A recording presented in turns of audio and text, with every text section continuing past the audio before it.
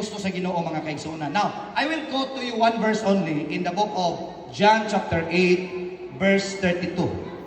Ingon ang Bible dinhi mga kaigsunan. John chapter 8 mga kaigsunan ingon diri nga, and you shall know the truth. Okay? And the truth will set you free.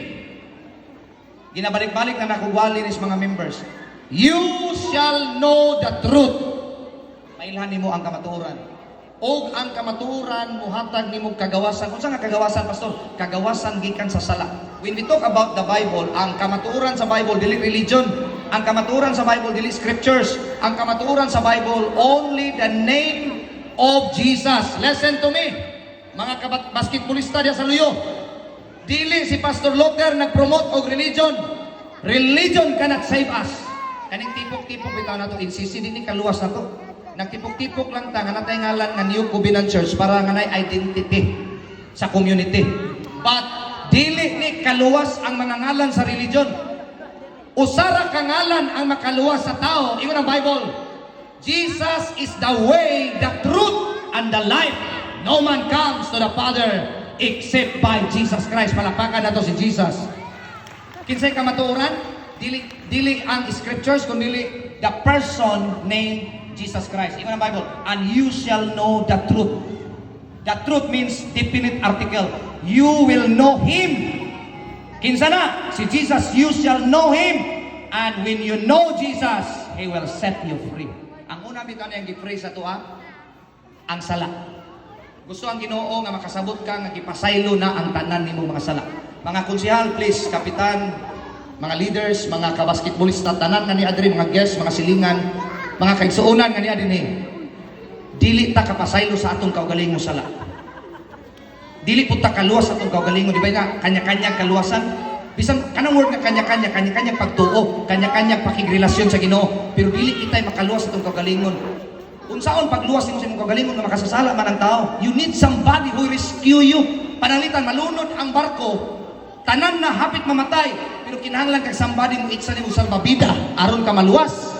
You need Him. You must know Him. You shall know Him. You shall know the truth, and the truth shall set you free. Ang problema sa uban, ilang ipaila-ila ang ilang religion.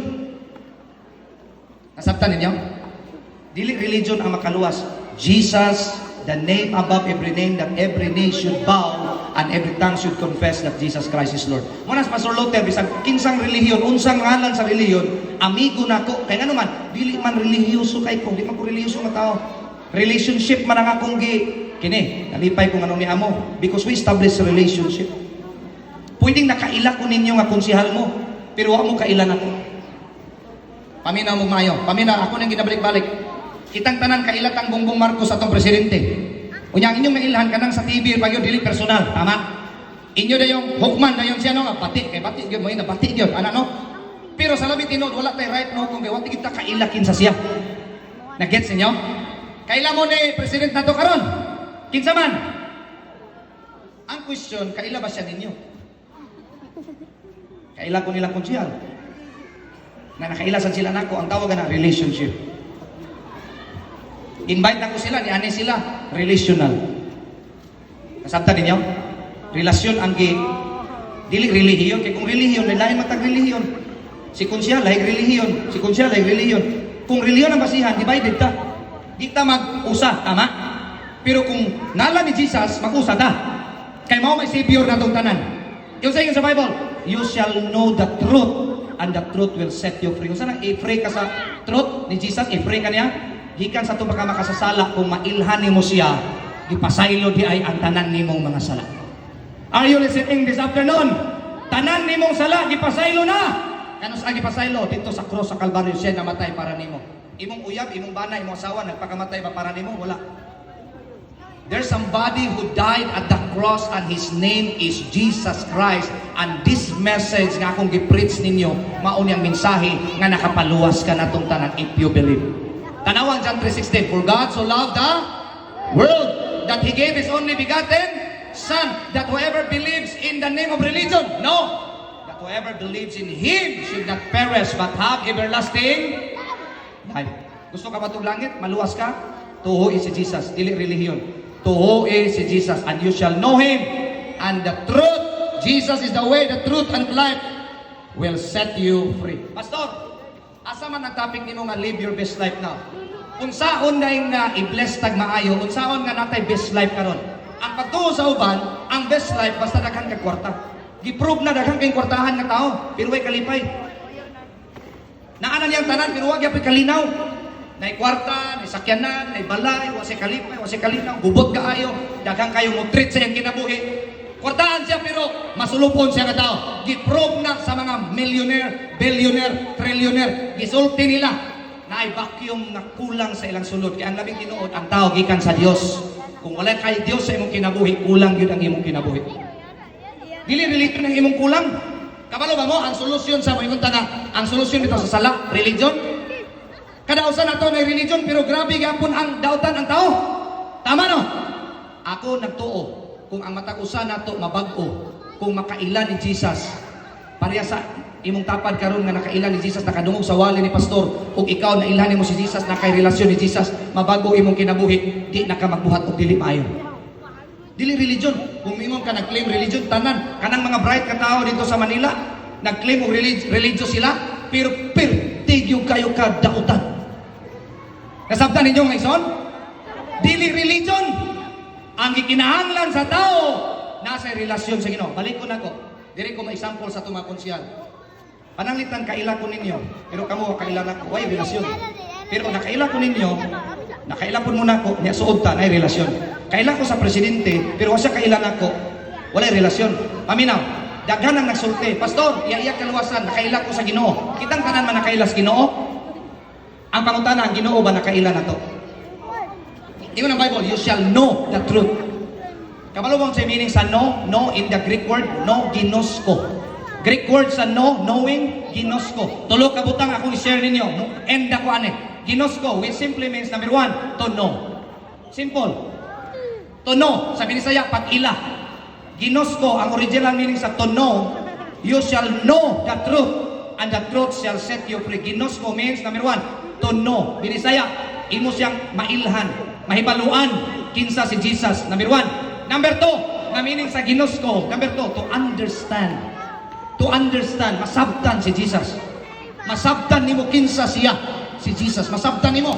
Number three, dili lang mahibalaan, masabtan, ang ikatulo makaisuran, masilati.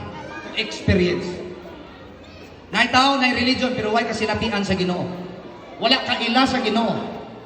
Importante nga natay relasyon sa Ginoo. Hello, amen, amen. Nasabtan ninyo maigsoon, amen? Kunya, narabat tayo lahi nga pag-ila sa Ginoo. Ang Ginoo, masuko na to. Lahi na nga pag-ila. Ako isulti ninyo karon ang atong Ginoo buutan kayo. Ang gingon sa Bible, He is good, He is faithful, He is good all the time. Maayong Ginoo, amen? Ang pag-ila sa uban, mahadlok ko, mutago ko, kaya nakasala ko. Ang Ginoo, nasuko na ko.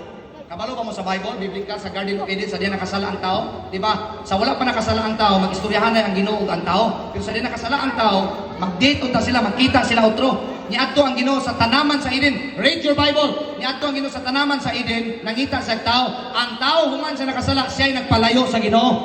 He hide himself. Siya ay nagpalayo sa Ginoo. Kay nung mong tao nga nakasala, di ba siya magpalayo? Simple kay nga logic. Ang taong nakautang, maulaw no. Sa iyang giutangan, magtago-tago. Basig mapaningil ko karon. Nasabtan ninyo? Hello, amen, amen. Mutago, normal na siya.